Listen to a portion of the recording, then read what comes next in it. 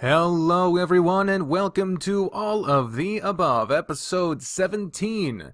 My name is Decker Link, the trained unprofessional, and today I have a little bit of an idea of what I'm doing. I tested out the new format last week, and so far, I think it's going pretty well. I'm enjoying it. I'm still trying to figure out how best to improve things going forward. I'm going to try to approach Caleb soon about seeing if we can accommodate his schedule. I have yet to do that. I tried, and then I chickened out because I got in my own head about it. You know, I get in my own head about a lot of shit about, how is it going to sound of, hey, I'm bringing back our show. Do you want to be a part of it? Like, that sounds a little off. Don't you think? A little bit, well, I'll do it with or without you, even though it's the show that is defined by us. And this is the thing, it's like, it's not even because of anything Caleb did that makes me think this way, because I remember when I started to do, way back, when I was trying to stream live from my phone, back when I had my old phone. This is 2 phones ago, actually. Back in Ottawa, I was trying to stream from my phone, live show, just me hanging out, answering questions, and I referred to it as Warm Malt Liquor, which is the radio show I used to have back 2013, 2014, where it was me and a rotating cast of guests on a radio. It was on the radio, but it was not as good. Sometimes I was by myself, sometimes I was with co-hosts, and sometimes when I was with those co-hosts, shit didn't go quite to plan. But I tried, did my best, and it went the way it did. But then Caleb came around and became my permanent co-host. We came up with the show title, All of the Above. We tested it out, and we got really popular with it. We were like the #1 show on one station, and then that went live. And then on another station where it was pre-recorded, we got so popular people were recognizing us from the radio. Like, how the fuck does that work? It was pretty cool. It was pretty fucking fun. But then when I tried to transition it to YouTube when we weren't on the radio anymore, and didn't quite work out because me and Caleb didn't live as close to each other anymore. But now we live even further away. When I was living in Ottawa, and especially now. So I was, he mentioned that I could use all of the above name. It wouldn't bother him at all. He didn't, give me permission. He just said it was fine with him, He doesn't own no one owns the fucking name. It's just a name we use. But he said he was fine with it, and that he was also actually a little surprised that I wasn't using it. So I know he doesn't mind it, because I asked him about it before, but it's just weird to be like, hey, I've done this thing with the name of the show that we've done before, do you want to come back? Like, especially, he's got his own shit going on, and I don't want to impose, but, that, again, this is all just me. I know as soon as I would mention it to Caleb, he'd be like, oh yeah, cool, these days would be best, and that would be it, The biggest hurdle there is that I sent a package with a webcam and a microphone down to Ottawa, where my brother's currently living, so that Aaron could have the webcam, and then the microphone's going to Caleb. But then fucking COVID hit, and now that microphone is just sort of stranded in Ottawa because it's not getting shipped out, and not doing a handoff on that. That, and it's a good distance drive away, so it'd have to either be mailed or take a trip to go pick it up, and we're not supposed to be doing trips right now. So I got so fucking mad the other day. I've been seeing these fucking ads for like car companies and all these other, and like restaurants and all this other shit, where they're like, oh, gather around the table. Well, maybe not the same table, whatever. But those are, I guess, fine. They're a little tongue in cheek, but like the car ones really fucked me up. Especially, I saw this fucking Kia ad. Where they were like, all right, well, you can't fly, so take a road trip. Now's the perfect time to take a road trip. And I'm like, are you serious? A road trip where you're in a closed, confined space with other people for a while, and then your goal is to travel around the country. They were giving this, like, domestic travel... Oh, no, that's a government. They were talking about implementing this domestic travel credit, trying to encourage people during a fucking pandemic to travel around the country. They're literally trying to kill people. Like, we kind of already had the implication, not the implication, but it was in our head, it was in my head at least, that the Republicans at least don't care about people dying, but now they're actively trying to kill people. It's fucking ridiculous. And Kia being like, oh, now's the perfect time to go on a road trip. And I'm like, no, it's fucking not. You're just trying to make money, you soulless fucking bastards. But, okay. So, fuck Kia. Fuck anyone who has an ad like that. Now is not the time to be fucking traveling around. We were starting to make progress when we had all the shit locked down. And as soon as we lifted it up with all these fucking governors and and the federal government fucking around with it, we're just as bad as we were before. In fact, worse now, because we have more people getting sick than we did before. It's fucking ridiculous. I'm so fucking done. It's idiocy on a scale that is absolutely unforgivable. But that's not what we're here to talk about today. Everyone else is talking about it. Why the fuck would I talk about it? Well, it's because it fucking bothers me. Also, if you're hearing the sound in the background, that's because it's fucking summer, and because my fucking landlord lied to us by saying that we had central cooling, when we don't. Because of that, all we have is a fucking wall unit. It's in the living room, and I'll be good and goddamned, and for the sake of audio quality, I'm gonna sit in a closed-off room without air conditioning when it's 90 goddamn degrees outside, and it's already 70 degrees in here with the air conditioner going. So, you can deal with a little bit of background noise, so that I can keep my goddamn door open. It's fucking nuts. But no, I actually thought of segments to use on the show. And I've got a notepad here to write down any timestamps in case anything interrupts me, so I don't have to go looking for the shit and fuck around. I actually was prepared this time around. I got a full bottle of water. I'm fucking prepared. So I came up with a few segments. Last time I mentioned that I was going to do talking back, so I encourage you to leave questions in the comments, wherever you wanted. And I did get a couple. Not too many. It's the first time I was doing this. Not many people on this channel watch things that aren't the staple series, and I understand that. Don't like it, but I understand that it's a thing. So I got a couple of talking back questions. I'm going to be doing a week in review where I go through what I've been uploading every day and talking about anything to do with those, how they've been doing. Then I have the news sandwich, where I'm going to go back and forth with things that have gone on in the past week or so, and starting with good and ending with good, but in between there's going to be layers of bad and good to mix it up. And that way we're starting and ending with a good note, but there's going to be some shit in there. Anyway, so I'm actually going to start with the talking back segment. Talking back, got two questions here, and actually one response to a question I asked you last time. I'll go ahead and start with that because I'm narcissistic.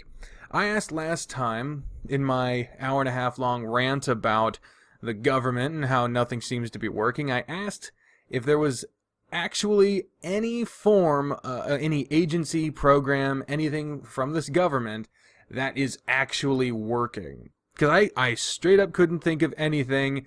Spoiler alert for how this answer's going to go. I still don't have an answer. I still don't have a single fucking example of a single fucking program that works. But, here we go. Miff Jenkin, it's not how their name is spelled, but that's the closest form of words I could think of to describe their name. They suggested that the Army works. So go ahead and pull up the exact comment they left here. But yeah, they suggested that the Army / like security works, which, as I just said, I don't agree with. This is their question verbatim. I think, quotes Miff Jenkin, and they actually edited this, so let's see. They said, I think the only thing that works in America is the Army, in parentheses, security, right? And they also said that they're gonna try to spam my subs. Appreciate it, but anyway, to the point, the Army does not work, as a matter of fact. There's incredible problems with the way our military works. Now, they said Army and in parentheses security, so I'm going to open this up to any form of the military. No, it does not fucking work. Our wars, if those aren't a good enough fucking implication as to how the military doesn't work, the fact that we have fucking army bases in a bunch of countries all around the world just to scare the shit out of everyone, yeah, it doesn't work. The overabundance of military spending that winds up getting wasted or overinflated, used for fucking sending foreign powers arms that wind up getting used against our own soldiers, doesn't work. Also, some of that military spending should be going to the VA, the Veterans Association, taking care of people who have served this country, whether or not they agreed with what they were trying to do. They did it. They did something I could never fucking do. They put their lives on the line to serve this country's idea of what military intervention is supposed to mean, yet we cannot take care of them once they get back. Sure, we'll try to send you to college, but if you come back with a mental disorder or any kind of physical ailment, well, good fucking luck trying to get a doctor to serve you that'll give a goddamn about you, or be, at the very least, will at least be able to do anything for you. The VA is a fucking nightmare. I'm still seeing places that are doing shit only with paper in 2020. What the fuck kind of infrastructure is that for your patient information? Countless times I have had various coworkers that are veterans tell me that they cannot get their meds from the VA. They cannot get treatment from the VA. They can't go to another doctor because then they'll lose their VA benefits, which means their costs would go through the fucking roof. Because when the VA actually works, it works. But it barely ever fucking does. And 1 in 100 is not a good enough odds. It's not good enough odds when you're talking about someone's fucking life. Also, if the Army was working so fucking well, why the fuck are there countless veterans killing themselves all the time? Or homeless, at the very least. All everywhere. But speaking specifically about the Army for a second, if the Army is working so fucking well, why is our infrastructure for our military so fucking a shambles? Even our president keeps telling us that our armaments are out of date and weak in comparison to the up-to-date military of our closest military rival, which would either be Russia or China, depending on what you're talking about. But also, our military spending is more than the next up-teen fucking countries combined. So we're spending so much on them, and yet we're not getting anything out of it other than abandoning our allies, attacking them sometimes, definitely agitating them, and becoming a fucking police state for world control. All the while costing the lives of people who just want to serve their country and not be political pawns for the fucking toddler-in-chief. Also, cost the taxpayers billions of fucking dollars over shit they don't fucking want. If the military is supposed to protect us, not rule the world. And it's not down to the individual troops. They do what they're told, otherwise they're heavily punished. A lot of the You see these videos of people in fucking riot gear, quote unquote police officers, that are just beating the shit out of protesters. First of all, fuck those fucking people. Fuck anyone that takes a peaceful protest and aggravates it into a riot because they're supposed to protect and serve. And their idea of that is beating innocent people into subservience or submission, whatever. If you're in a position of power and you abuse that position of power at the cost of the health and well-being and the lives of innocent protesters, I hope you get castrated in front of your kids. But a lot of these people aren't actually police. These are different forms of either National Guard or sometimes military. And if they don't do what they're told, they can be imprisoned. Imprisoned.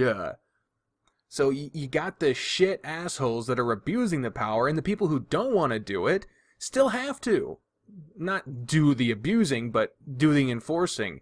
You know, they're ordered to kick people out so that Trump can have his fucking stupid ass photo shoot, or to try to take down innocent protests, or all this other shit. There's just...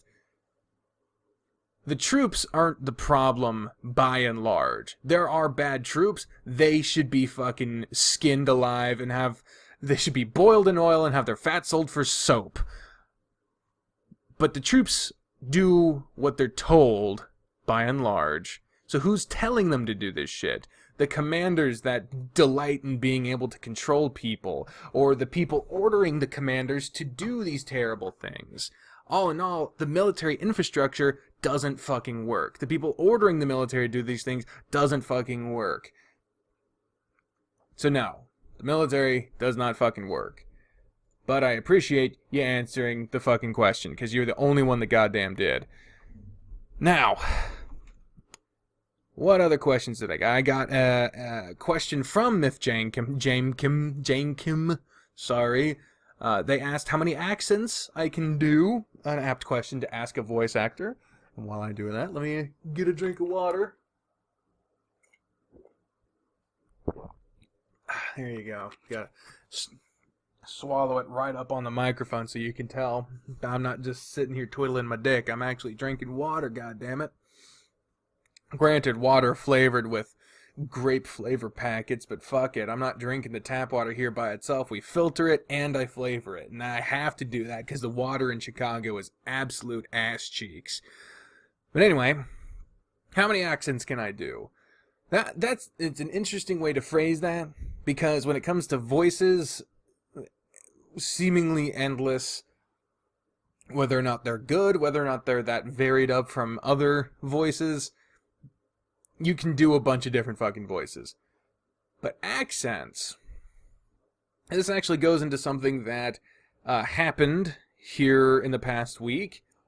A lot of cartoons and a lot of voice actors for cartoons were taken away, either voluntarily or not, by characters they've been voicing because they don't match the ethnicity of the character they've been voicing. Now, on this point, I have been going back and forth as to whether or not I support it or not. Reason being is, a lot of people were throwing around that clip from Hot Diggity Demon's Brain Dump, where he did this video essay about the problem with Apu or something like that, Harry Kondabolu, where he made this long thing about the problems with Apu from The Simpsons. And The Simpsons, the guy who voices Apu is also the voice of Homer. He's a white guy. And so there was a segment of it where they were talking about whether or not that's okay or not, and Hot Diggity Demon, Max G, he summarized how a lot of people feel that if you are voicing a character that is not like yourself, that's the unique privilege of voice acting, because you don't have to look like a character in order to voice them. However, there's also a lot to be said about the insensitivity of doing an accent or trying to sound like an ethnicity, and whether or not that's based heavily in stereotype or not. And there's also the aspect of trying to not homogenize the voice acting field with the same few actors and actresses taking all the fucking roles. And I can feel that point both on a empathetic level and a selfish level, because it is incredibly frustrating as someone who's trying to get into voice acting when you find out that in any particular field, the same like 5 people get cast in like every project. It's like, fuck, leave some room for other people. And I'm a white biological male. I don't identify as male, but you know, that doesn't change the fact of what I sound like. So I can understand that's the selfish level. The empathetic level is if you get the same 5 fucking people who have been getting roles from before the time where companies have been prioritizing diverse casting, then who's getting those roles? Fucking white people. I don't know how many times in the past few months I've been saying that. Fucking white people! But, so you're getting the same group of people who get all the fucking roles when better portrayals of those various characters could be given to voice actors of different ethnicities. Now, the important thing here is to remember that not every black person sounds stereotypically black. You know, you'll find these TikToks or whatever where someone's talking off screen and they sound in a way they're trying to sound like you would imagine like a white person would sound. And then they turn the camera, oh, it's a black guy. And that's, the twist of the century. And some white people have also done that. And it always is like, because you're trying to sound like a stereotype in that instance. And there's a lot of comedians, for example. I watched a special last night, Gabriel Iglesias. And he has some great fucking voices. I absolutely love for a while I was a little like, okay, I get it, fat, haha. But no, I came back and watched it, gave him another chance, and I realized I was putting him in a box.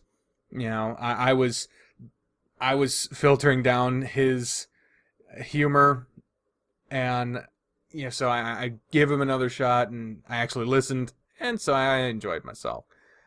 But he does some voices that especially his like white woman voice, where I've met white women that sound exactly like that. And I don't know if he'd ever get like a voice acting role of that. I don't know if he actually has. I mean, fuck. There was a period of time where he seemed to be in fucking everything. But the point is, just by casting someone who has an ethnicity matching the character doesn't mean that person is going to sound like you want that character to sound. Because, and that also comes down to like character design. Because there are some characters that are designed to sound overtly like a race. And that comes down to whether or not that fits the character. But there's also the bigger question of, should that even be a thing?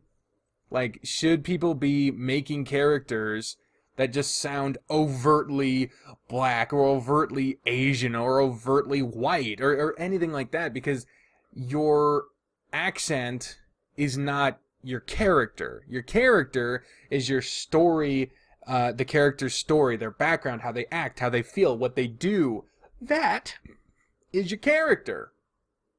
Just having a character that sounds like you can easily identify them as a race, that's cheap. It happens a lot. It happens a lot in cartoons for kids, surprisingly enough, where you get characters that are coded in certain ways to be certain ethnicities or certain gender identities, but they don't outright say it. Hell, and in that Gabriel Iglesias special I watched last night, he talked about how he was at Nickelodeon, and they brought him in to voice act for a character in a show where all the characters were toy cars. And they were trying to subtly get him to sound as Hispanic as fucking possible. And they, even to the point where they fucking were trying to get him to sound Hispanic as the sound of someone driving, the sound of a car moving. You know, that they were like, give that fucking spice as they were fucking. And I'm dismantling the joke, and I'm sorry. Watch the special. It's on Netflix. But that fucking happens, and it sucks because Gabriel Iglesias has an accent, but he doesn't sound overtly Hispanic if you think in terms of stereotypes. And that's another problem with casting. Like, you'll get the characters that are important, and then to the fucking casting, and then you get the token ethnic minority character, and that character gets absolutely treated like shit when it comes to casting. Because they'll be like, all right, these are all the main characters. They could even be of mixed ethnicities, varying ethnicities. But then you get the token ethnic minority that winds up sounding like a fucking stereotype. And even the stereotype characters get fucking played by the same 5 white people that play all the other characters. So it's like, holy shit. So ultimately, at this point, I think casting directors need to get the fuck out of the 50s where racial stereotypes were deemed as characters. Like, that was enough. That does not work. It didn't work then, and it sure as shit ain't gonna work now. Casting directors need to get their heads out of their ass and realize what fucking decade they're living in. And when it comes to whether or not we should cast people based on their ethnicities, there's always going to be pullback. There's always going to be pullback from people who's like, well, it should be based off of qualification. It should be based off of your talent. It should be based off of, in this case, whether they can sound the way the casting director wants them to, because that's ultimately what they're trying to do. So, in that way, it comes back to the people who are deciding who's in these roles. Because if a casting director is looking for someone who has a smooth voice, or a squeaky voice, or whatever the fuck, then it really doesn't matter what fucking ethnicity is doing it, because voice actors of varying ethnicities can sound however they want. That's why they're voice actors. But if you get a casting director who's like, I want them to sound like they're on from the streets. That's code for fucking black. That's fucking racist. It's terribly racist. Oh my god. It's a lot of this casting problem comes down to casting directors and overall directors deciding that characters should just sound like stereotypes. And that's a fucking problem. And how do you break that problem? Well, first of all, I think it's good to diversify the field of people who get voice roles. Because I'm tired of seeing the same fucking people in every fucking role. That it's hard for people to break into the industry, and for people that are already marginalized in casting, such as ethnic minorities, and women, and people who identify other to their biology, the sexual identities, stuff like that. These people are already marginalized, and then there's this glass ceiling of people that are deemed reliable. They don't even have to audition. They're just like, I choose you. You're my character now, and there you go. Millions of dollars. There you go. That's it. That is something that needs to end now. And so if you break that up, then you get the people who, if they're not being held back by casting directors choosing to make their characters sound like fucking stereotypes, then you get people who can sound however they want. If you get, and this is not all casting directors. Again, not all of any group is any trait. Sometimes you get casting directors that know what a character should sound like, and the character shouldn't just sound like, oh, they're the black one, they're the Asian one, they're the girl. Like, that's another one, the girl. And all the girls sound like Tara Strong. It's fucking ridiculous. Once you break that glass ceiling, then it comes down to making sure you just get good voice actors for all these different roles.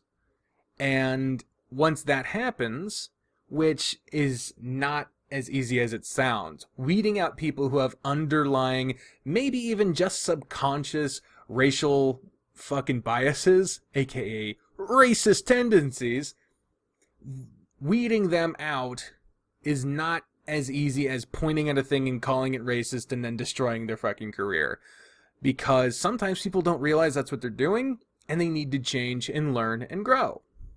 Problem is, no one fucking looks at a production, a cartoon, and looks for the name of the casting director to figure out why a certain character sounds like a stereotype. Because it's not just them, for the record. You know, you've got the director, you've got producers, you've got the production company that let it fucking air, and the distributors, and then you also have the casting director. All these things have to work in unison for anything to get on the air. And all these people's visions have to align in order for anything to be produced. But a casting director can work on so many projects, it's not even fucking funny. A director will be this project and that project, maybe another one, but usually it's one or two. But a casting director? Jesus, they could work on like 17 different projects a day. And all you would need is one casting director just deciding, this character sounds fucking any stereotype here. And then that's the fucking problem. So yeah, break the glass ceiling. Stop using the same 5 fucking white people for every goddamn project. And stop casting people to sound like stereotypes. At that point, it comes back down to, do you exclusively hire people based off of their ethnicity to sound like whatever? Because once you stop expecting people, like all black people to sound like blank, or all Asian people, Hispanic people, all women, all whatever to sound like blank, you actually wind up with a much richer product. Because then you can have actors come in and give their interpretation, have a creative fucking melding of ideas to create that character, so that they don't just sound spicy, to go back to the Gabriel Iglesias story. They could sound like something different. They could sound like something the director might not have even thought of before. It could be a lot fucking better if people were not just expecting actors to sound like their ethnicity. Now, that being said, considering that minorities have been marginalized in casting, even in industries that don't just have the same 5 at the top, maybe there's the same 20, the white people get cast way more often and more frequently in higher budget productions. If you look at the fucking people who win Best Actor or all that other, all the awards, and you break them down by ethnicity, by gender identity, the numbers don't fucking lie as to who the industry has deemed more profitable. And it's fucking disgusting. When you cast people based off of their ethnicity, there will always be people who say, well, it shouldn't be based off of that, it should be based off of talent. But nobody gets in a multi-million-dollar production without somebody believing that they have something that they need to bring to that role. And when it comes to genuine connection to a character, it's important to empathize with that character. I have not lived my life knowing what it's like to be an ethnic minority. I haven't. I grew up white in a rural area where there was one black person in my hometown. One. I should not be portraying what it's like to be that black person in that one black person in that town. I knew that I was friends with that black person. His name was Daniel. He was an awesome dude.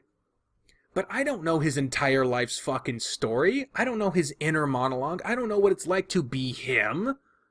So how could I accurately portray that? I can't. The best I could do is what I think his life was like. And if I have no fucking idea what it was like, I've not walked even a mile in their shoes, then I shouldn't be portraying them in fiction. Because that's disingenuous. It's wrong. It's not going to be a factual representation. That's why you've got... I remember people were talking about how Moana, great movie, a lot of fun in moments, but a lot of the culture was narrowed. It was a blending of cultures. It was one of the things I really didn't like about the original Mulan, Disney's Mulan.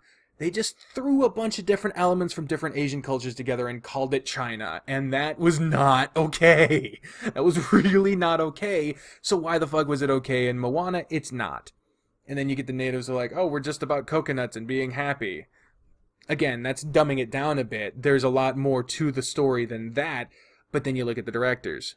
2 white guys. You look at the production team. A lot of fucking white people. They did bring on a group of Polynesian cultural experts to try to make sure that it was in line with things, but it was still the same fucking white director story that these 2 guys have made over and over again. It is not about issues held to in that culture. It's the setting of a culture, but it's the story of 2 white men who decided to take that culture to portray that story. So when it comes to that way, I definitely support people who actually can empathize on a personal level with a character's struggles, because being an ethnic minority in the world is not something that everyone knows and has experienced. So those people can better portray those characters because of their life struggle. And from that point, then you find the people who can accurately portray emotion, the voices you want, etc., etc. But that underlying sense of empathy, that underlying sense of being able to relate to a character, being able to portray that character in a genuine way, that does not happen if you cast the same fucking 5 white people to voice every role, and you don't even consider the people who have actually lived the story of the character you're attempting to portray on TV or movies. You have to keep that in mind in your casting. There you go. There you go. So that's a very roundabout way of saying I can do accents, but I'm not in here trying to imitate anyone's accent, and I'm trying to be careful about it because you go too far on an accent, it becomes offensive really quickly. Because, yeah, not all fucking Scottish people sound like Shrek. And that's a fucking group of white people. You can still be offensive as a white person to white people, because that's a person's cultural identity that you're portraying with one overtly exaggerated and very much generalized attempt at a voice that is the voice of that culture. So yeah, when it comes to how many accents can I do, I don't know. I feel like I can do a couple, but my native accent is Midwestern American, and yeah, it's what you're hearing right now. It's pretty boring. Yeah, you just gotta roll with things like that. The second question I got, now that we've gone this far, is from Kevin Yang, who asked, have you ever thought of streaming games on Twitch? When it comes to streaming on Twitch, I've tried it before. I've tried it before, and the main thing I took away from it was that my audience doesn't like to move. My audience on YouTube does not like to go across to a different website, and I get that. I mean, YouTube has a streaming platform itself, so it's like, why fucking bother? But at the same time, it's better to diversify, because what the fuck happens if YouTube just decides that I'm fucked? I mean, that's the thing about the monetization thing. I've noticed I have been doing a lot better about it, because, and they even declared me, like, reliable. What they have now is they have you choose... Sorry about that, the fucking gate fell over. But anyway, yeah, this... When it comes to building an audience, it's good to diversify a bit, because if YouTube just decided I was fucked, yada yada. What I was saying is, right now for monetization, when you upload something, they have you choose what is in your video. They're like, do you say foul language? To what degree? And I actually really like this. And so I tell them, and if it crosses a certain line, it automatically gets put in as limited. Now, it can also automatically detect stuff, I think, but ever since I had done a number of videos that passed their automatic search that I had declared was a certain way, they gave me a little thing on my stuff that was like, keep up the good work. You've been really good about actually choosing the right settings for your monetization according to what you're uploading. And ever since then, I have not gotten a single fucking, oh, your thing is now with limited ads. No, it's not happened. None of my videos have had that happen to it. It's incredible. I don't know what the fuck. They just decided that I'm reliable and they're not checking me anymore. But cool, because yeah, fuck, I don't know. But anyway, that's pretty cool. But anyway, so yeah, diversifying your audience is important in case one goes down or in case something happens or anything like that. But I'm not big enough to warrant that, I think. I'm not big enough to have a P.O. box. I have a merch store, but it's only like one of those websites where you can make your own custom shit and it's made pretty cheaply. Well, the quality is cheap, but the price isn't, because they manufacture the shit themselves and it's fucking dumb. I don't even promote that thing because it's kind of a rip, and so I'm just like, maybe whatever. But I basically set with that store the amount of money I get out of it to the lowest possible thing, so that the price could be as low as it could be. The prices that they are now, almost like all of it is going back to the website that makes the shit. I think I get like 2%. Like that's how little I get.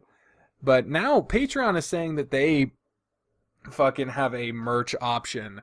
Like, you can give patron exclusive merch to shit, and they'll make it. So I don't know anything about that. I might have to look into that. I don't know. Would anyone be interested in that kind of thing? Let me know. That's one of your questions of the day. What would you like merchandise? I don't like the word merch, but like, if you want it, I don't know. But anyway, so when it comes to streaming on Twitch, the main thing for me is that I've done it a couple of times, but by and large, when I stream over there, I'll get like 1 or 2 people that watch, maybe. And it's kind of depressing. Like, when I stream on YouTube, I don't get that many people either, but like, it's more than 2. So it's just, I don't know. I just can't justify it. That, and when I stream on YouTube, it goes towards my AdSense. Whereas if I stream on Twitch, I'm not a partner, I'm not an affiliate, I'm not anything over there. So like, I don't know. And it's not about the money of it, but it's like, I don't know.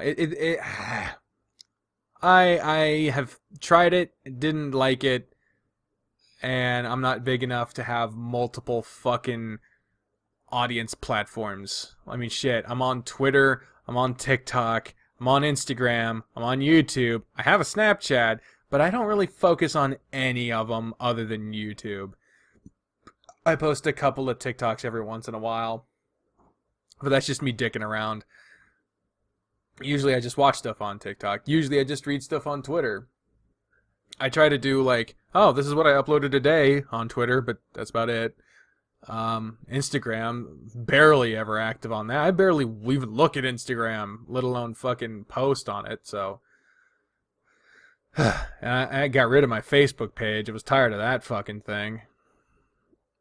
So yeah, I don't know. Anyway, so I would have to have a good amount of people tell me that they would watch me on Twitch, and then have to really do it regularly for that to happen. And I don't know if, I mean, now I feel like I might have an opportunity to stream regularly on there, but I don't know if I would want to, because streaming takes a lot out of me. So we'd see. But yeah. So that's basically it for talking back. Next up, let's go ahead and do the week in review.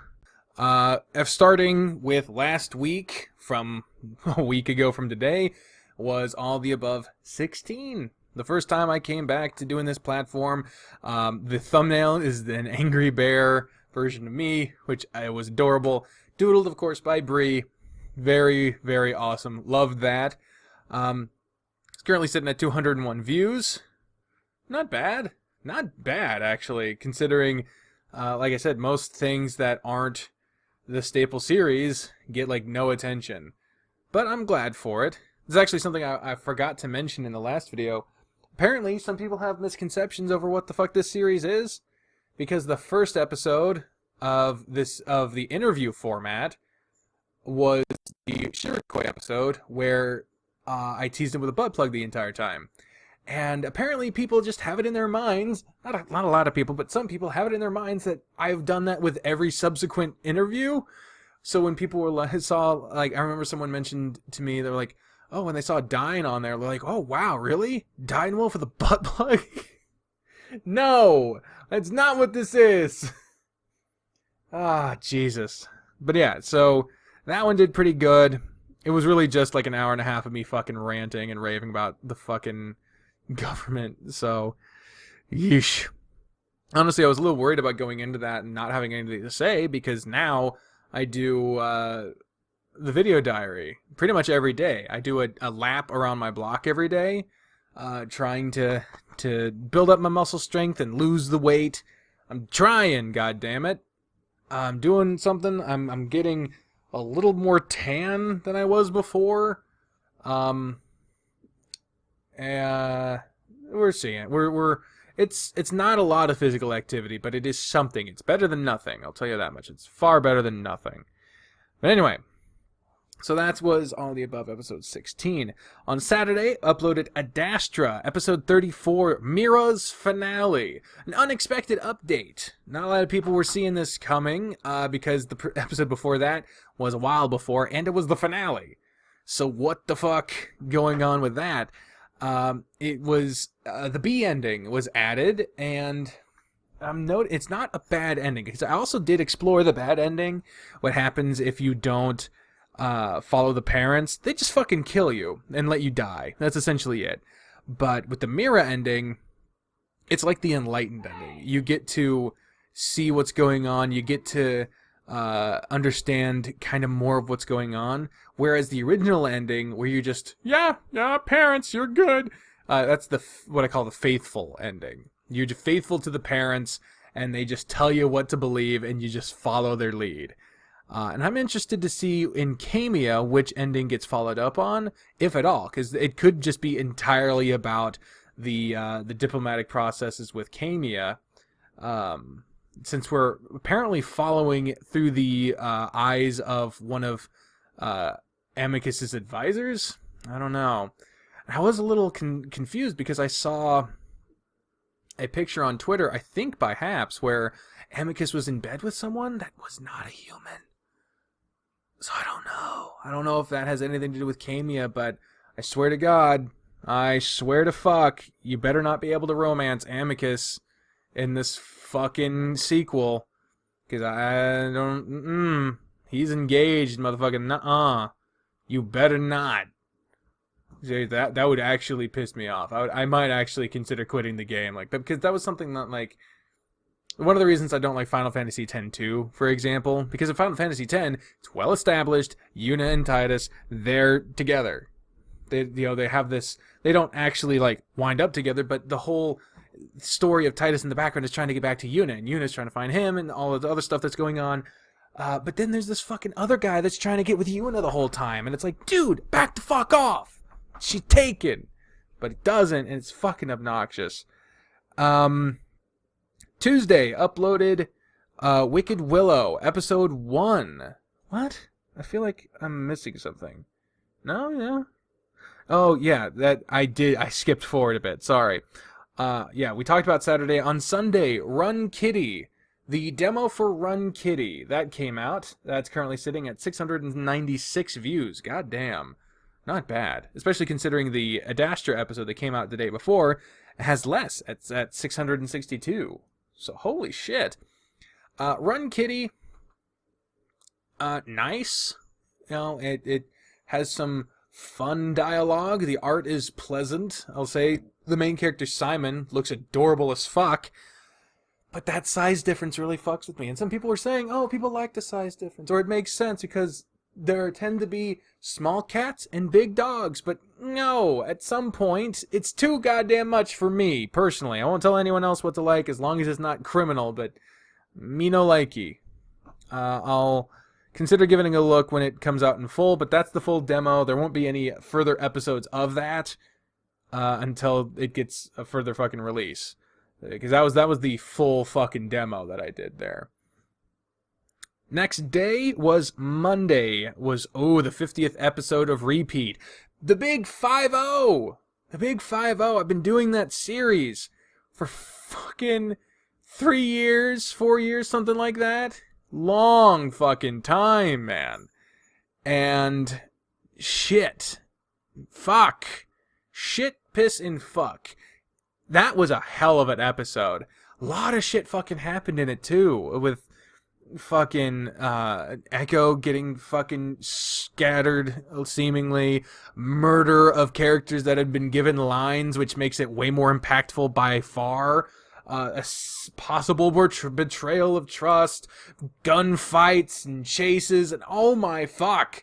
That was a goddamn roller coaster of an episode. And I absolutely loved it. It was a perfect fucking update to be the 50th episode. Absolutely loved it. It's currently sitting at 346 views. A little disappointing, but that's fine. God damn it. There's some form of disconnect between my subscription numbers and my views. And considering my most viewed videos are videos that don't reflect what I do on a regular basis, that might be what it is. I might have to consider getting rid of some of my biggest view videos, because they're like I can pull them up exactly and get the exact numbers here. Let's pull that up. I got my YouTube dashboard pulled up here. Ooh, in the last month I got 52,000 views. That's not fucking bad, dude. But yeah, lifetime views, I've gotten 2 million views. Holy shit. 2.3 million views. And of course, my channel's lifespan. That is absolutely banana sandwich. My most viewed video. Oh, that's fucking sad. My most viewed video, sitting at 49,000 views, is the video for Hentai Diaries. A one-off where some developer was like, hey, I have these porn games. Do you want to play them? I'll give you free credits so that you can get scenes that normally people would not be able to get. And those 3 videos just so happen to be the most viewed by far. Because number 1 is Hentai Diaries. Number 2 is Furry Beach Club, which is at 44,000 views.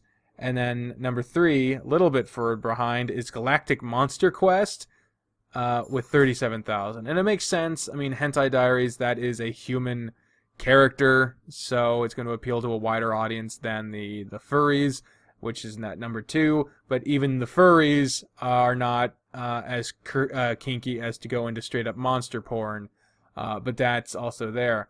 The number that actually fucking reflects to me the difference here is that the average view duration, which is actually what YouTube decides how much money you make on these videos. Again, this is not about the money, but this is an important number to me. Number 1, Sexy Cultist Hentai Diaries, 49.7 thousand views.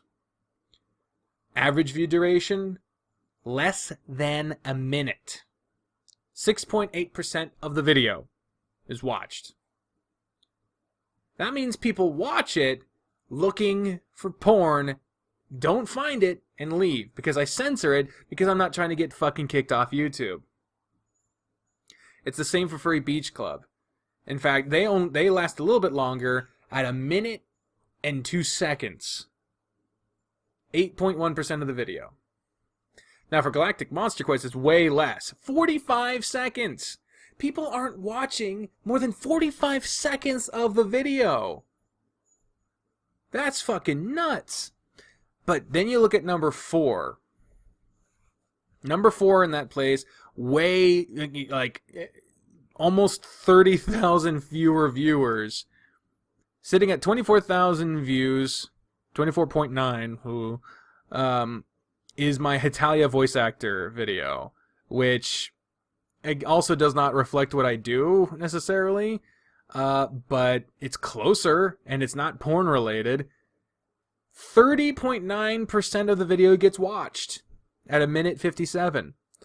It doesn't sound like a whole lot more than a minute, but it's a shorter fucking video. 30.9% of the video gets watched on average. A third! A full third! That's not fucking bad, considering I'm not an actual Hetalia voice actor, so a lot of people probably click on that looking for the actual voice actors of the characters I do in that video. Then you get to a video that actually reflects what I do, at number 5 most viewed. That, sitting at 24,000 views, the most watched video of any furry visual novel I've ever done, episode 1 of Extracurricular Activities. Probably one of the more sexualized furry visual novels I've done. 9.8% of the video gets watched. Average view duration of 2 minutes, 22 seconds. It's down from 30.9%, but it's still way more than the fucking porn videos at the top. My top 10 most viewed videos are Hentai Diaries, Furry Beach Club, Galactic Monster Quest, and this is in order from top to bottom. Hetalia voice actor video, Extracurricular Activities Episode 1, Extracurricular Activities Episode 24, Extracurricular Activities Episode 44, Repeat Number 1, Episode 1, Lagoon Lounge Episode 9, and Extracurricular Activities Episode 2. The common thread through all of them, except the Hetalia video, which is the oldest one on there by far. It was uploaded in 2011, back when Hetalia was kind of in its fucking prime of popularity. All of these videos have something sexual in the thumbnail, or have a reputation as being tied to porn.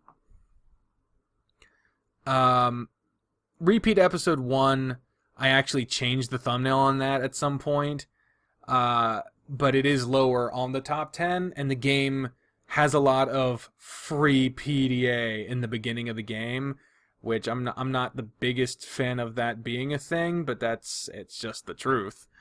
But looking further here, beyond the top 10, if I can scroll down, thank you. Here we are. Okay. Soon after that, you've got Adastra Episode 1, which that's actually pretty nice. That one's at 11,000 views. Pretty high viewer duration, too. People generally make it through 12 minutes and 10 seconds of that, and considering it's an almost 2-hour-long live stream, not fucking bad. Then you get another Extracurricular Activities episode that again, it has a lot of Harold in the top, I will say. And then you get Echo, episode 1, that's there. And that has no sex in it. Like, there's implied sex and there are intimate scenes, but there's nothing seen. No visual sex in the game. And then after that is my Catfish story, which has been up online for over 7 years. And then you get a lot of the first episodes. Those generally get the most views because it's the first of a thing. So yeah, it is absolutely nutso futso. And here's the thing, I'm seeing on this graph here, what is this? Okay, there's this graph that's shown, this line chart, and it's showing where a lot of the views happened. There's a lot of spikes. There's a lot of spikes on this. And the Hentai Diaries one tends to spike out of nowhere, seemingly. A lot of spikes here recently. Ever since the fucking quarantine kicked in, it's been doing fucking crazy numbers. But that's just nuts. I'm honestly considering taking down those top 3 videos. And while that would be forfeiting over 100,000 views to my view count, I really don't give a shit. It would also cut down on my income, but I don't get much income from AdSense anyway. So I don't count on the money I get from YouTube. That's the main thing there. The main thing is that I feel like if I got rid of those videos, people would not be subscribing to this channel waiting for more stuff like that. Because let me look here. On the Hentai Diaries video, that video in its entirety has earned me 48 subscribers by itself, which is pretty nuts. Pretty nuts, to be honest with you.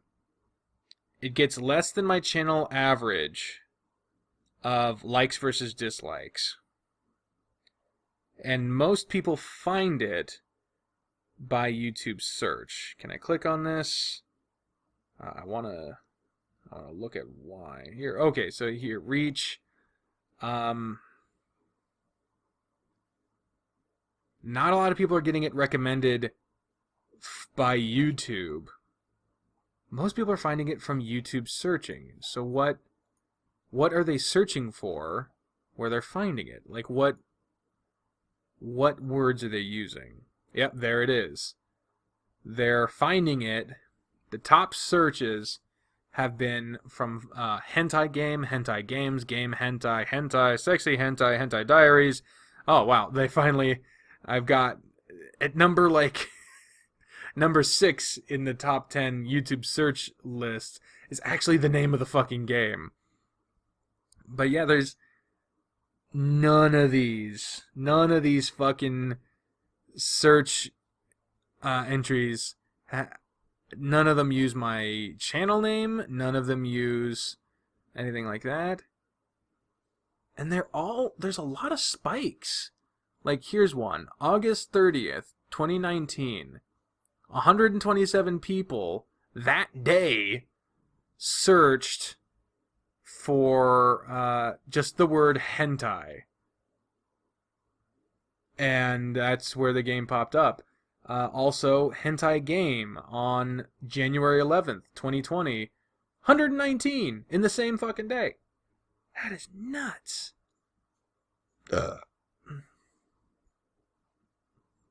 Oh, there's the big one there. I'm seeing this. External. People are finding it from Google searching. Yeah. They're not even fucking finding it mostly on YouTube. That's 77.1% of all external traffic, which makes up 10.2% of all of my traffic to that video, has been from a fucking Google search for, like, hentai and shit. That's fucking nuts. Oh, and apparently it's in some playlists. Fuck. Whose favorite list has been for that? Oh my god. It's someone's favorite list? There's like Minecraft videos and shit. Wow. Okay, so there's just fucking YouTube playlists of apparently porn. I'm gonna make sure my computer's fucking muted here. Okay, we're turn that shit down. Most of this isn't even porn. The first one is porn, and the playlist is called Cute, Hot, Sexy Female Anime Hentai Manga Compilation. But most of these are like... Oh no, there's a couple of hentai in there. What the fuck? This is nuts, dude. This is fucking nuts. God damn it, are you serious? Apparently something bad is happening in the living room. I don't know what it is. But, oh yeah, I think Bree's out there playing The Last of Us, and she's being very vocal. She must be very frustrated. I'm sorry to hear that. The first video in this playlist, I'll get off of this soon, I promise.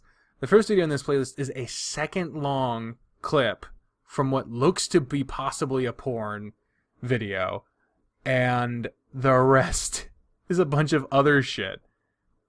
I don't even see my video on this playlist anymore. Oh no, there it is, there it is. That's fucking nuts. Well, I'll have to consider that. Oh, this will be a big determining factor. Oh no. Oh, wait a minute. Okay. So according to this, on the viewer age thing, 100% claim to be 18 to 24-year-old. Well, that doesn't mean shit on YouTube, where you can just change your fucking age on there. It doesn't fucking matter. Oh, this isn't a surprise. 90% of all the people that have watched the Hentai Diaries video is male. Leaves a measly 10% for female. But hey, I will say this. The females lasted longer. Alright. Watch time. Viewer duration. The females watched for a longer time. Oh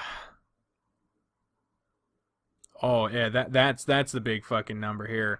Apparently, I have earned a whopping 29 cents from my most viewed video. That's because she must have at some point gotten so frustrated that she's forgotten I'm recording a fucking podcast in here, but that's okay. You know, she's playing a hard fucking game. I'm not gonna give her shit about it. Oh yeah. 49,000 views on this video from people who are not subscribed. Only 431 views came from people who are actually subscribed to my channel. That's bothering me now. It's starting to bother me. So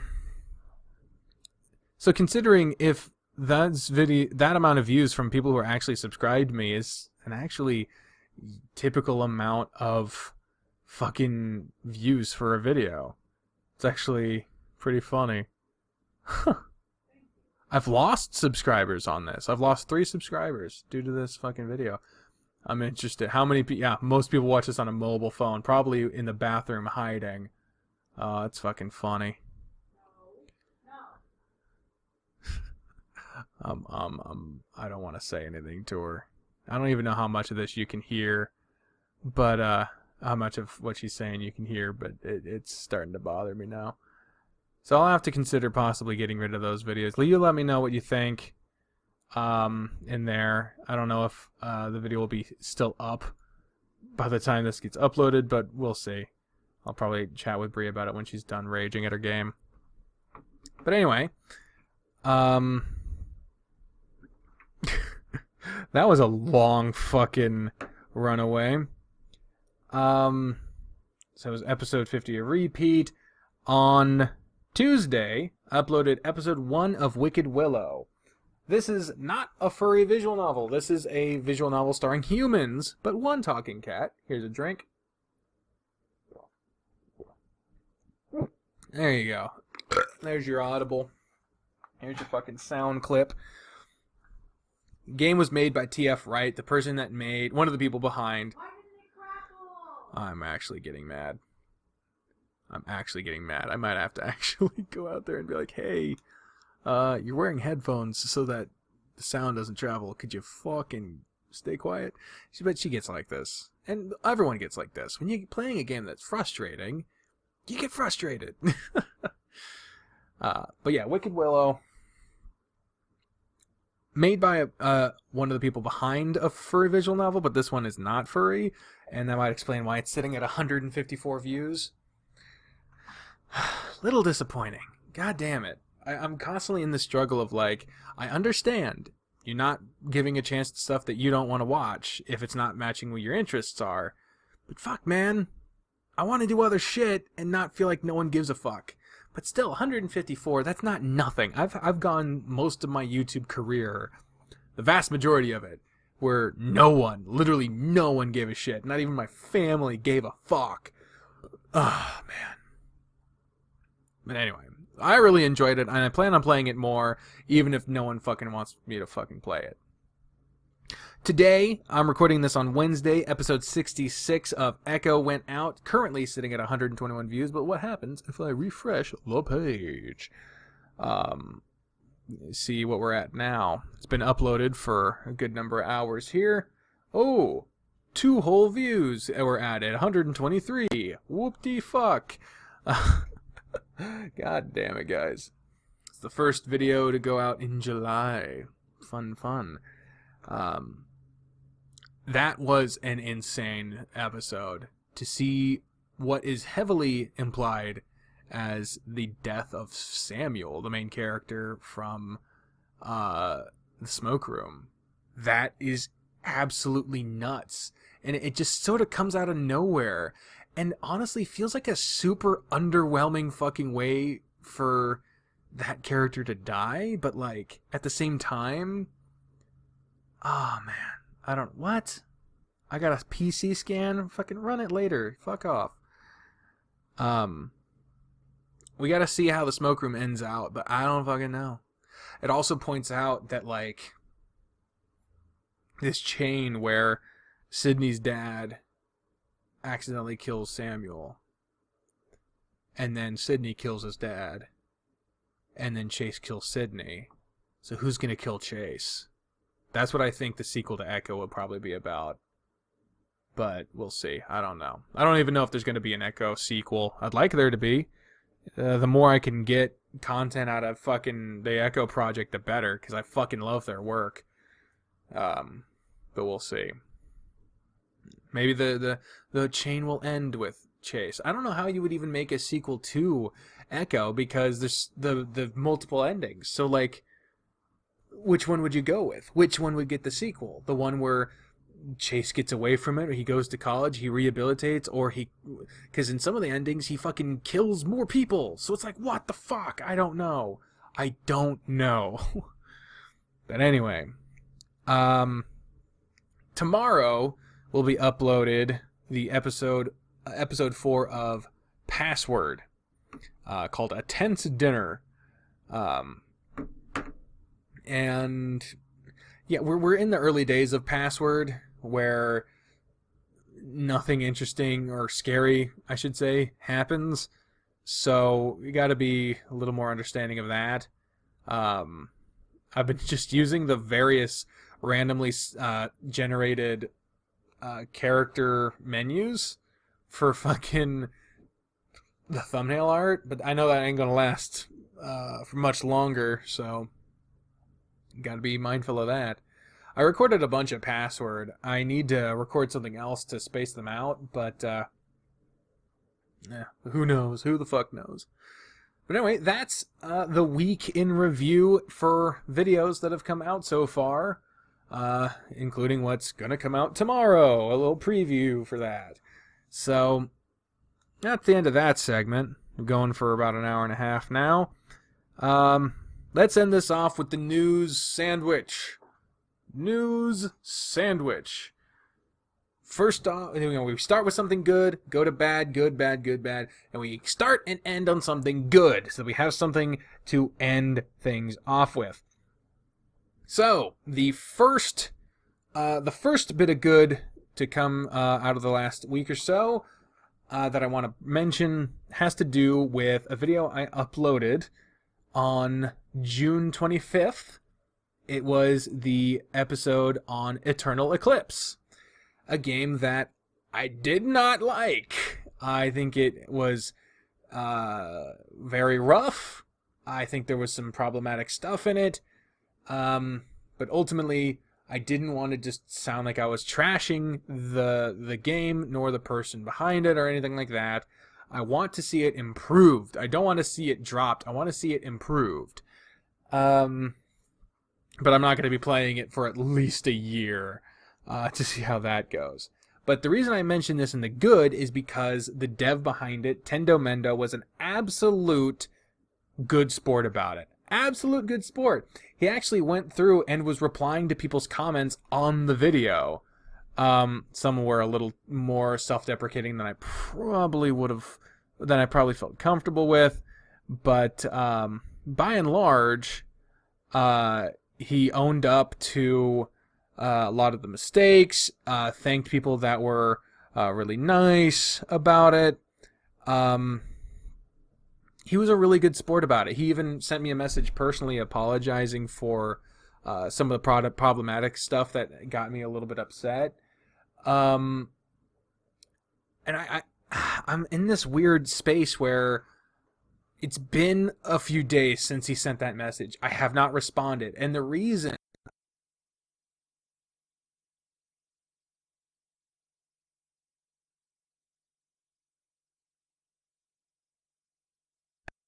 of product. But I also don't like the idea that someone's creative product is untouchable because there are some creative products that need to be altered to be more sensitive, to be more accurate, yada yada. But because he said he's going to change kind of a major aspect to the world, and I don't know. I don't know what to say. I feel bad that I haven't said anything, but every time I go to reply, I get in my own head about it, and I seize up. I'm not good at talking to people, man. I'm not good at talking one-on-one, sending messages, stuff like that. I'm able to do this. I'm able to talk into a microphone for fucking hours at a time because no one's right there. I'm not talking to any person in particular. I don't have to worry about how they're taking it or waiting for their response or anything like that. I can just say what I'm feeling, and it goes out to whoever gives a shit. And that's you, the people who are still watching. And for you, thank you for still watching.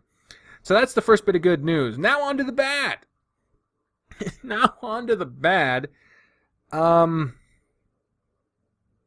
What? I wrote this on notes on my phone. And, what the fuck? I don't remember. I'm going to have to look this up because the note says 1.4 billion to dead people by Trump. That's a lot of people. I'm going to look. What the fuck? Billion Trump. Oh, okay. So, God damn it. I need to work on how I'm summarizing stuff because I was like, holy shit. Trump killed 1.4 billion people. No.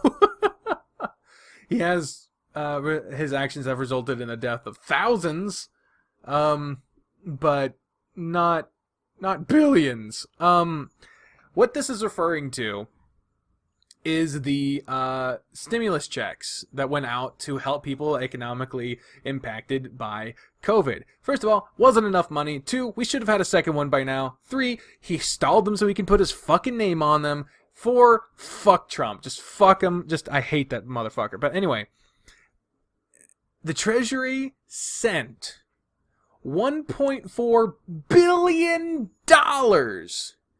to dead people. Billion with a B. There are people who never wound up with their checks, people who got them sent to old bank accounts that aren't active anymore, people that sent them to addresses that they no longer live at, people who got their checks taken from them to go to some other government debt so they didn't actually get any help. But 1.4 billion went to dead people. People who are no longer alive. And it doesn't even go to like people in their family that are still alive. These are checks that cannot be cashed. They're worthless. Absolutely it's fucking absurd. And the fact, all the problems surrounding it, the fact we don't have another one coming, apparently Trump said he was open to it, but like we still have no fucking plans.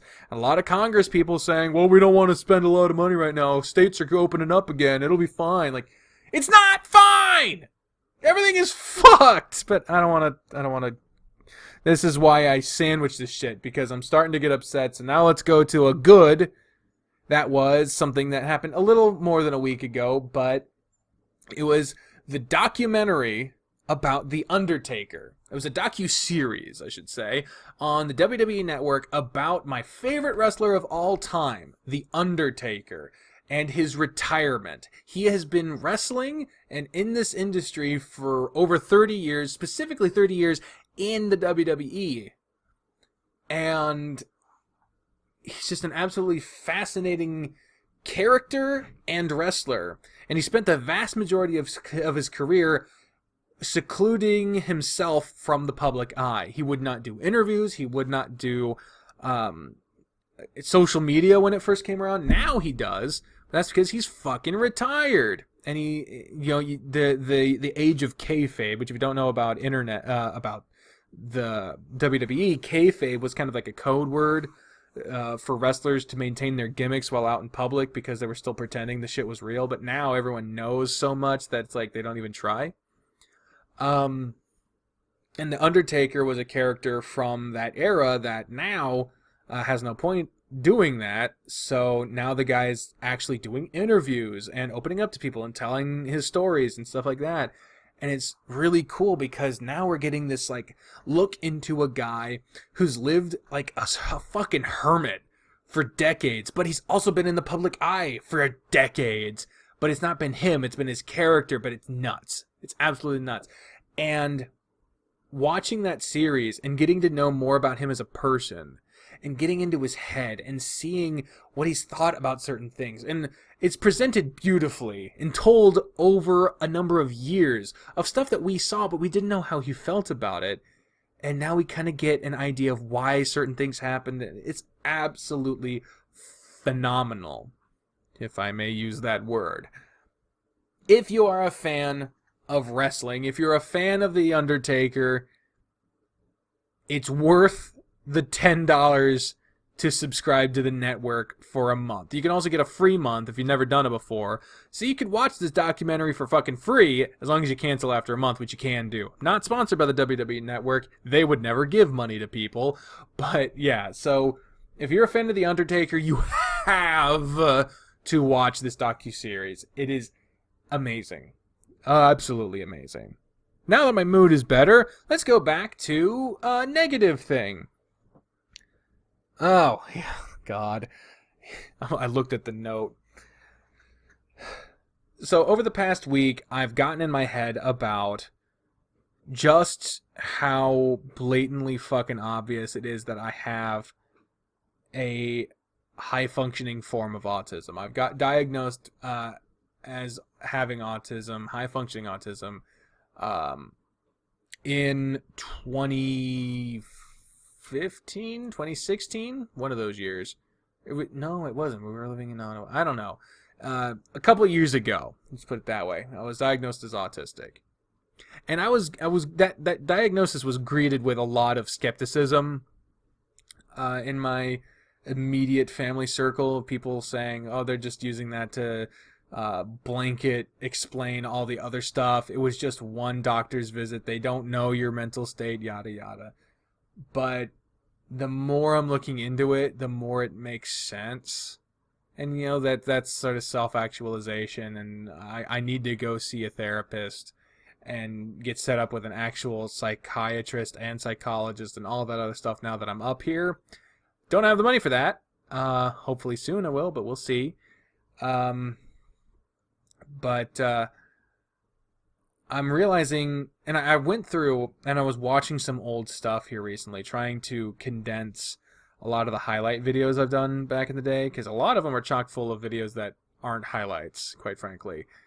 But I was looking at them and I started to realize, like, I have learned a lot over the years on how to present myself in a way that does not seem like anything's mentally different about me, right? I spent a lot of time trying to act like something I'm not. And the problem with that is that if I've gotten this far and I'm still not good at it, I'm better, still not that great. How was I when I wasn't trying? Because I didn't know. I spent the first 16 years of my life not attempting, or if I was attempting to curb how I spoke to people, I was doing it wrong. I was doing it in a bad direction. And what resulted is, for the past week, I've been going through and remembering certain moments of my life and realizing, why did that happen? Well, it's because people were looking at me as a giant autistic kid. And I was watching videos of how I was acting and how I was saying things and how I was doing all that stuff, and it was so fucking obvious in hindsight that something was amiss. Something was amiss about me. And back then, autism was seen as this, like, psychiatrist's excuse. I grew up in an area and at a time where people were saying very much the similar thing of, well, it's just everyone's being diagnosed as autistic because the pharmaceutical industry is just trying to get everyone on pills and they don't even know, and it's a bunch of shit. But there's a little bit of validity to it, but it's not near as widespread as that. But I just realized how fucking obvious it was that I have had something mentally amiss with me for a long time, and it has been obvious for a long time, and it has painted a lot of events in my life in a different light now in retrospect. And I remember when I told my dad even was like, you know what, I kind of already knew that. And yeah, he could be blowing smoke, be like, no, I knew the whole time. Thing is, I didn't get any treatment for it. They tried, but I was resistant and they couldn't afford it and it wasn't working and yada yada. But fuck, man, and my own dad is willing to admit that he could tell. Like, who wouldn't have admitted it but could still tell? So I'm just, that kind of fucked with me a little bit. Not because being autistic is a bad thing. That's not the point of this. It's just that no one said anything. And I grew up in an area where acting in a way that people would ascribe symptoms of autism to at that place and at that time was generally just seen as being the dreaded R word. Again, also nothing wrong with having any kind of mental condition, but that's just how people saw me. And yeah, I was treated very differently. I was bullied heavily. I was ostracized and kept by myself, and that's how they responded to someone they saw as needing help.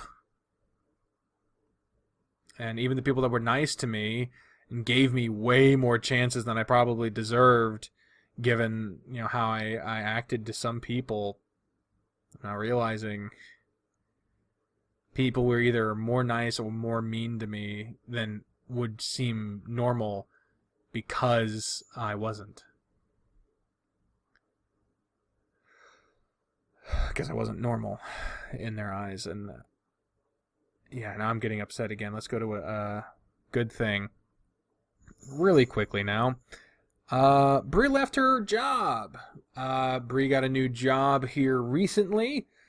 And it's a job doing something similar than what she was doing before, but with better people, less of the work. It's closer to where we live, and she's getting more money for it. So that's fucking awesome. And she worked her last shift for her old employer this past Friday. It's currently Wednesday now. This is the week before she starts her new job.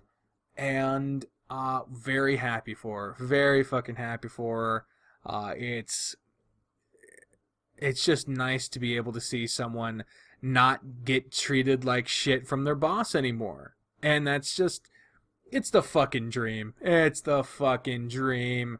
So, very happy for her on that. Congratulations to Bri. And let's go back down again. This isn't even a sandwich anymore. It's a fucking emotional roller coaster. Oh, the next thing. Oh, wow, that got updated. Okay, so the note is written as Jenna Marbles quit and Shane apologizes. Well, that got fucking updated here recently, and by the time I upload this, the situation will have also probably changed. So bear in mind that I'm recording this Wednesday, July 1st.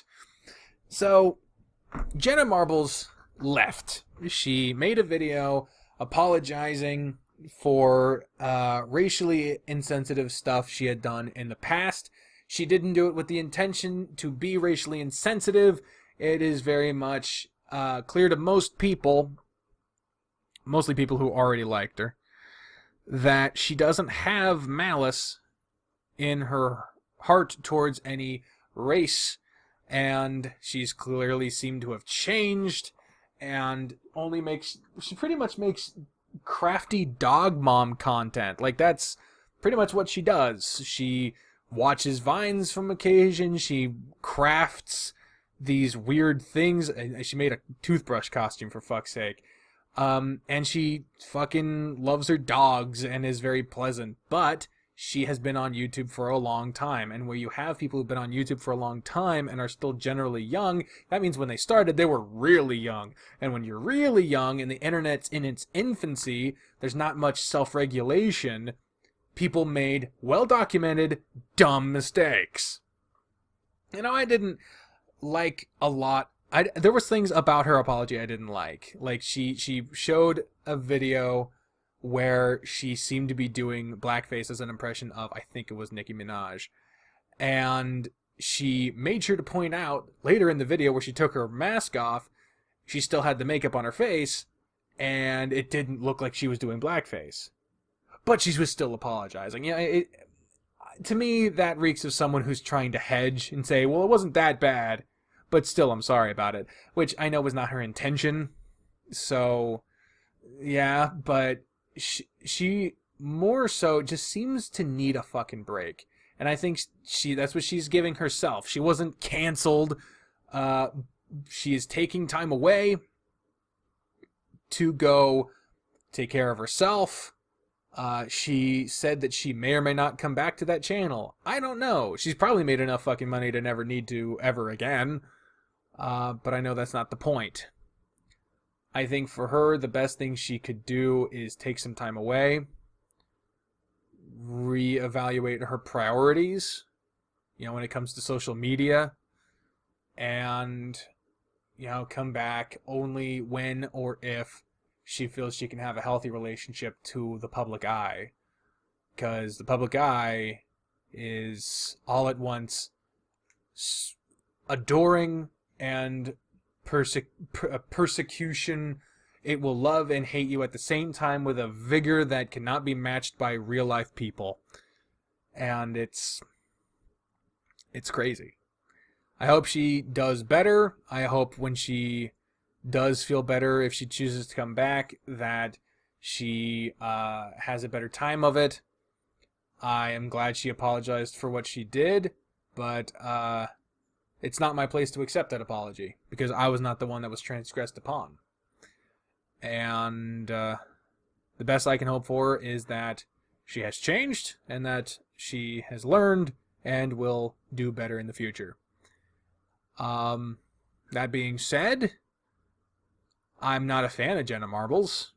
I kind of find her annoying, to be honest with you, but that's just that's a personal taste kind of thing. I don't enjoy her content, but that doesn't mean that I wish ill on her. I want her to change, be better, and some people are saying she already has done that, but thing is if she feels the need to go away for a bit, then clearly she needs to feel like she's changed. And until she feels that she's changed, she hasn't yet. She might have changed to something else, but you need to give yourself the time to actually make the changes in your life that would help you and everyone else. And progress isn't just a shift left or right. It's moving forward.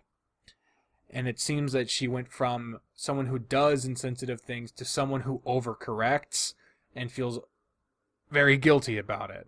She needs to come to peace with it. And that's something that she will do in isolation in her own time.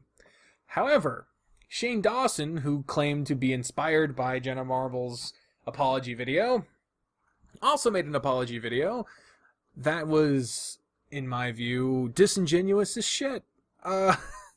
And the things he did were way more transgressive than anything Jenna Marbles did. So he had way more ground to cover.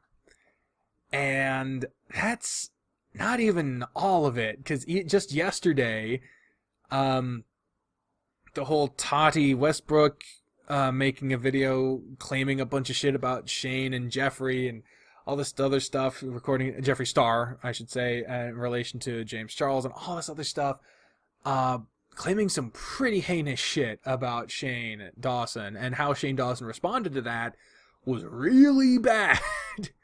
I have my thoughts about this whole thing. It's all ongoing. It's all developing. It's all still in its infancy, even though it feels like this has been going on for 20 years. All I can say right now is I have no reason to believe anyone in this situation, because Tati Westbrook's argument is that she got gaslit into making her first video, which sparked a lot of shit. So what she said originally should not be trusted. And now, so that's proven that things she says have to be considered within the context of why she's saying them. So why is she saying this?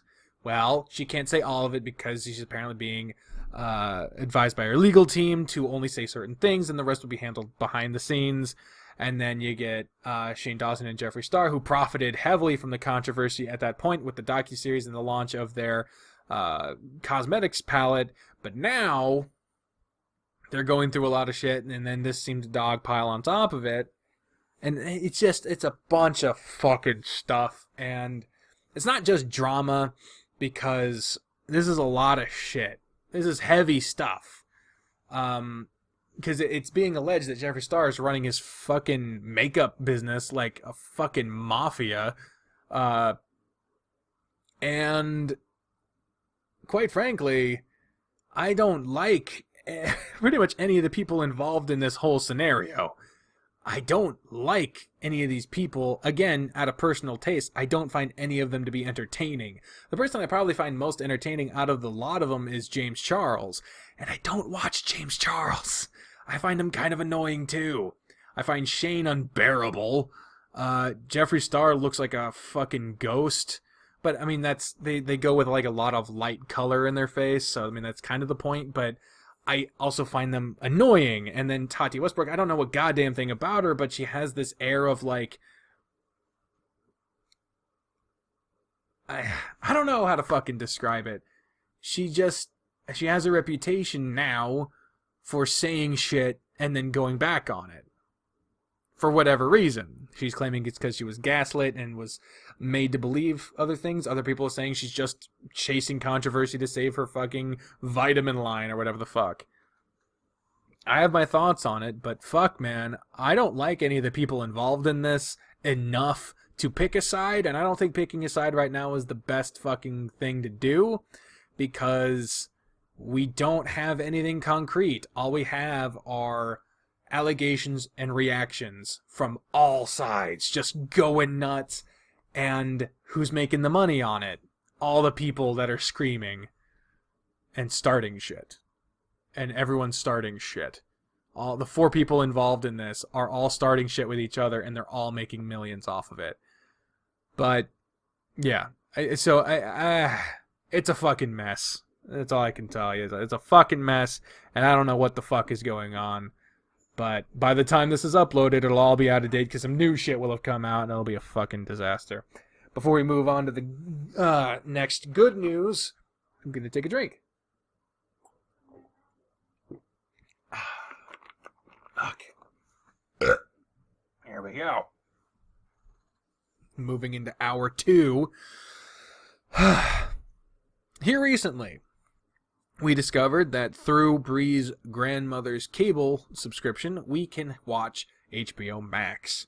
We're not paying for HBO Max. We could not afford to pay for HBO Max, but we were able to watch HBO Max, and I'm very happy for that because it has new Doctor Who on it.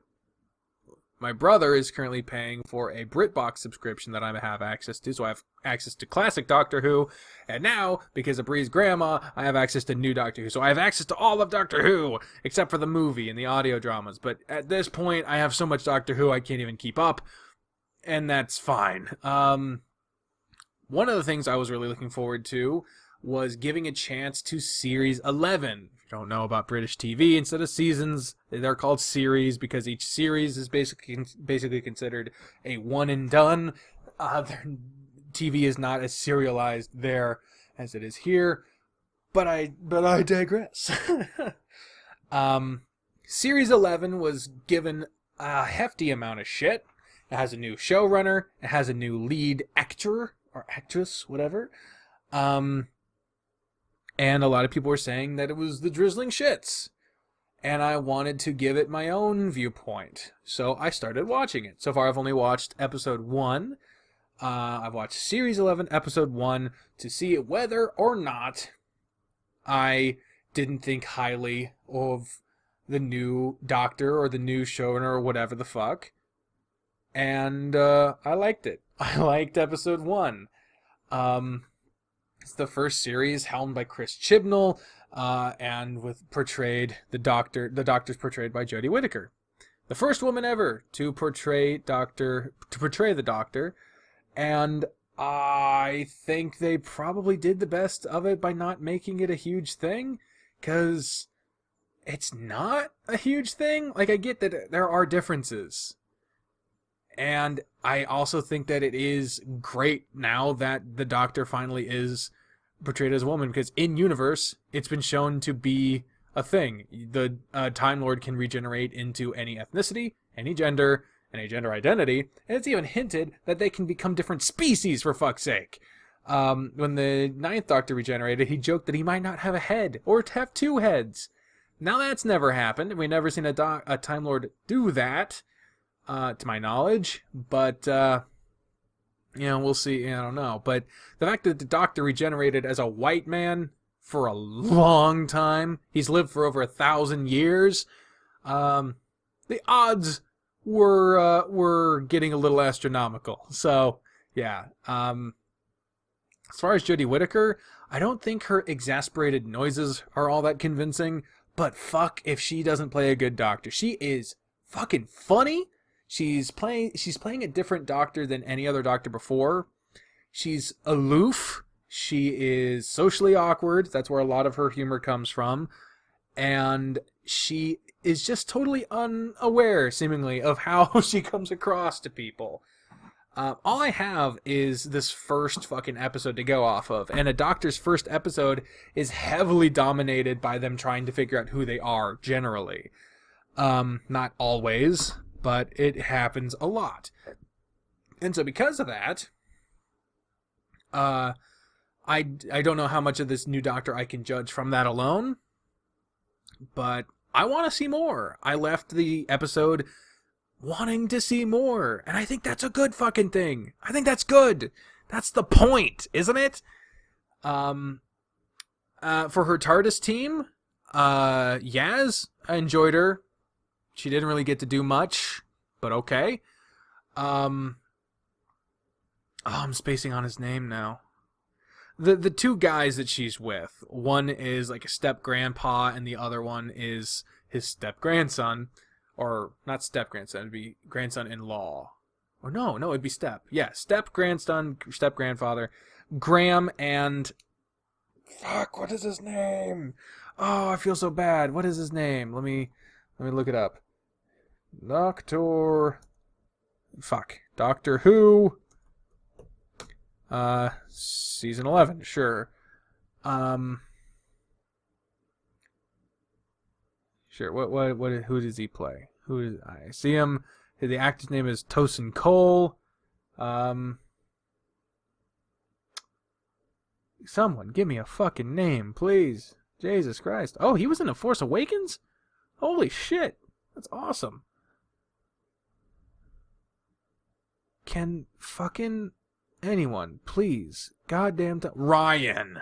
No wonder I can't fucking remember that. Who fucking remembers the name Ryan? Anyway, so we got Ryan, Graham, Yaz, and the Doctor. Awesome. I thought the guy who played Ryan was super stiff. Like he did not emote a goddamn bit.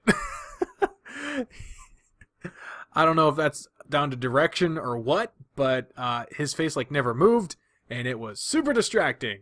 Like I said, Yaz was given like nothing to fucking do. What the fuck? What the fuck? And then Graham, he got an emotional scene, a couple of them, but by and large, he also just sort of was there. It's weird because there was a lot of them moving from thing to thing so fast that no one had an opportunity to like figure themselves out or to express anyone or get to know anyone. So there was a bit of a pacing problem there, and that is unfortunate. But in that moment, it kind of fits the scene. It was a rushed fucking episode because the situation in the episode was rushed. They were trying to outrun an intergalactic fucking genocidal maniac. Like, yeah, you're not gonna take time in that episode to fucking sit down and chat about your fucking YouTube channel. It's fucking weird. But what I will say, I liked the episode. Didn't really like the sound direction too much. But it wasn't distracting to me other than Jim Shaw's fucking bah! That shit was a little annoying, but it wasn't as annoying. Apparently that doesn't make a damn lick of sense. But it wasn't as distracting. Oh my god. Apparently Spoofy's bothering her. That's something we try not to sit in the living room because Spoofy's all over us. But I don't know. But anyway. He doesn't know that. He doesn't speak English. Jesus. But no, fuck, I'm distracted now. See, this I can't even have a conversation with people when like the TV's playing. I'm so easily fucking distracted. I can't pay attention to anything. It's so bad. Point is, I liked the fucking episode, and I look forward to seeing more. And then when I watch more, I will let you know what I thought about that. I've been thinking about doing like standalone reviews. Like just a video of me reviewing stuff. I don't know if anyone gives a shit to hear what I think about stuff, because I've done reviews of like pay-per-views before, but wrestling is less popular than Doctor Who. So, I don't know. There's your second question. Would you be interested in hearing me review shit? I don't know. Now back down to the negatives. We've got, a continuing lack of communication from the disability people. So, as some of you may know, I applied for disability in August of last year. It has almost been a full fucking year. It's been 11 months as of today. 11 months since I applied for disability. I have yet to get a determination.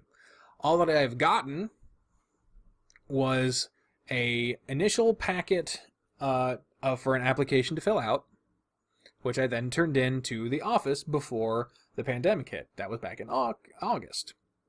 Then, many months later, in like February, before a lot of the lockdown came and hit, we got packets in the mail to fill out to answer more questions. And so, filled that out. Bri also got one to fill out as someone who can attest to my stuff. Sent those in. Then, about a month later, we got a letter saying that I had a week to supply some medical records from a hospital in another state. Fortunately, we were able to do that. I got communication enough to verify that happened. I helped them orchestrate it. It was a whole fucking mess, but I went through that all in the last episode of All the Above. That's fine. It's done.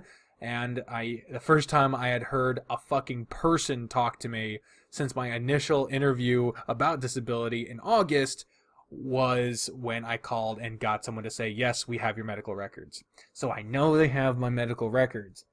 But it's been many months since then, and they still are processing the medical portion of my application, apparently. That's what the website's been saying. I called the office. The office was temporarily closed, and apparently they're not letting people work at home about this shit, which is nuts. But, yeah, they fucking... I called the office, and they put me in this fucking phone tree for, like, ever, with, like, a 90-year-long disclaimer about how they're trying their best to handle during the pandemic, and to please do your business on the website. That's what they're really pushing. Well, the website wasn't going to answer my fucking questions, because my question was, what the fuck is taking so long? Is there anything I can do to help? Is there anything I am supposed to be doing? Why the fuck has this been in limbo for so fucking long? You know, essentially just checking in. And so I called, I went through the fucking phone tree, I got the same runaround that the website gives me, and then finally they were like, do you want to talk to an agent? I said, yes. They said, okay, we'll transfer you to an agent. And it transferred me to a fucking busy signal. You don't have enough fucking... Jesus, it's such a basic thing. And when you have a line of, like, a phone line, to have a queue. You have a fucking queue of people. Your wait will be 9 fucking months. I get that. But, like, it sucks to sit in a phone queue, but I'd rather that than go through a long-ass fucking automated fucking yank and pull show to end up with a fucking busy signal. So now, if I wanted to keep trying, I have to try within certain hours and hope the fuck that I don't just sit there for 20 months waiting to get to the point where they give me the option to talk to an agent and then get sent to a fucking busy signal. Suck my ass. So that fucking sucks. Moving back up to a positive now. Only got a couple more of these left. I got approved for unemployment. That's awesome, and something I should really report to the disability people if they'd let me fucking talk to them. But no, they won't. But no, I got approved for unemployment, which means that I will be bringing in a couple $100s a month for as long as that lasts. And we're going to find out what all I need to do for that and however that fucking works. But... because of that, our financial situation seems to have stabilized a little bit. We'll see how it goes. I still haven't gotten to my first certification day. That's in a week. But we'll fucking see how it goes. But I'm optimistic because I only had to clear a small gap as it is, and with this I am. And hopefully this will last us until we get a determination from disability. That's the goal. So we'll see how that fucking lasts. Last negative thing. Again, it's about wrestling, and it's a negative thing about wrestling, and I hate to talk about negative things about wrestling, but I do have to. Vince McMahon is a fucking monster. So here's the thing. In Florida, the WWE has their performance center, which is essentially their training facility, rehab center. They help people get back in ring shape there. They help train people to wrestle there. It's a big fucking facility there. And because of that, and because of the pandemic, I should say, they haven't been able to travel around to all the different cities and stadiums that they've been they are used to producing their TV at. So they've been doing all their shows from the Performance Center with no audience. And that was rough, because wrestling heavily relies on its audience to show enthusiasm, to give sound, to give feedback, to see if what they're doing is working. Because it's a live fucking show, or at least it's a live performance. So at first they were doing that, but apparently they just haven't been testing for COVID-19. They've been checking people's temperatures, but they haven't been actually testing for the virus. And recently, that came back to bit them in the ass because there was a fucking outbreak. Because they started to let people in to stand behind this plexiglass, no masks, no social distancing, no testing, to stand as an audience. They said it was friends and family, so it was supposed to be people that are around people that are apparently still healthy, and they were kept behind the glass, but wrestlers were still being in the crowds. They were still running through the crowds, dancing with them or running away, and they still have people who are elderly coming up to the shows when there's been a fucking outbreak. They're still doing this, and oh my god, it's been a fucking disaster. And the only reason they're allowed to do this is because they were declared an essential business by the fucking governor of Florida, which received a donation from a super PAC organized by Linda McMahon, Vince McMahon's wife, aka the leader of the fucking WWE. So where the fuck did that fucking happen? I fucking hate money in politics. It's costing people their lives and health, and I fucking hate it, and they should be boiled in oil and have their fat sold for soap. Fuck them. I fucking hate them. Fuck. Let's go back to a good. We need to finish this off on a good note, please. The last good note I have for you today is that this channel has reached 7,400 subscribers. 7,400 subscribers. The most subscribers I've ever had. Holy shit.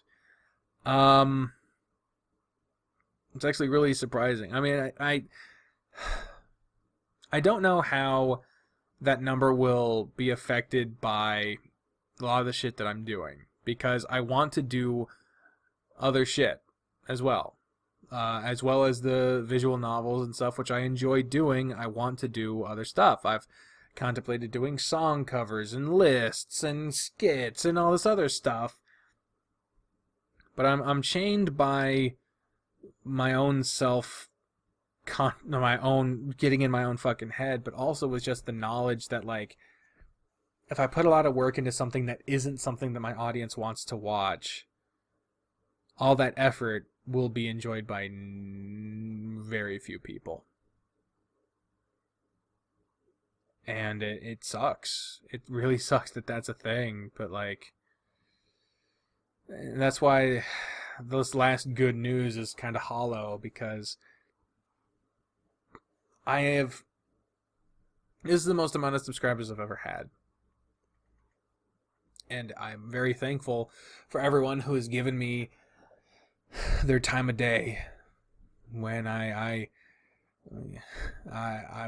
just very grateful for it. But my views have gone down. My views have gone down a lot. Less people are actually watching what I'm doing. More people are subscribed than ever. I don't know what the fuck that means. What it seems to mean is that more people are expecting me to do something that I'm apparently not doing. And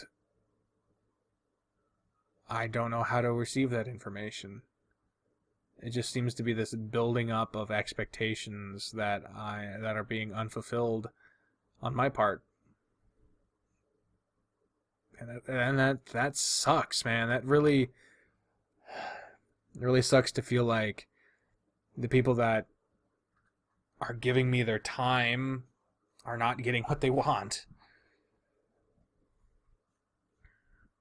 And ultimately, my goal isn't to be a YouTuber. My goal isn't to be doing this forever. At some point, I will stop doing this.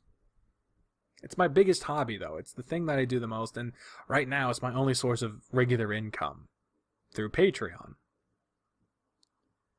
And I enjoy doing it.